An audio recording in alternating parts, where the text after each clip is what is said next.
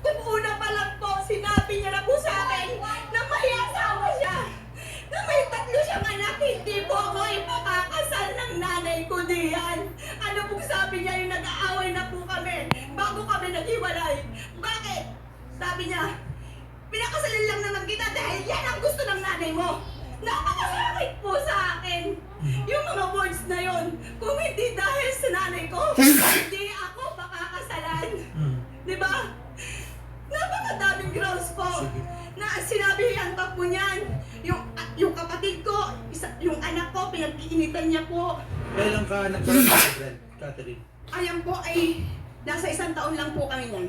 2022 po. Nagkahiwalay po kami totally 2020. 2020 Opo. verbal. Although hindi naman to hiwalayan na legal, ano? Kasi syempre kasal ba kayo? Kasal po kami. Bale, hindi naman po ako totally magpapakasal po diyan. Kung sinabi niya po agad na may 3 siyang asawa, ay na may 3 siyang anak at may asawa siya. Ate Catherine, 2009 pa kayo magkakilala. Opo. Binitbit niya naman ata yung mga bata nung nagsama na kayo. Hindi po. Pinakilala niya, bago niya po bago niya po dinala yung mga anak niya sa akin, is kasal na po kami. Hindi pa kami kasal, umuwi ako sa amin, binisita ko yung mga anak ko, nagtanong siya, saan ka galing? Doon sa Pangasinan. O, sa Pangasinan, hindi mo Ayun. sinabi na may asawa ka, di ba? Hindi mo sinabi na may asawa ka.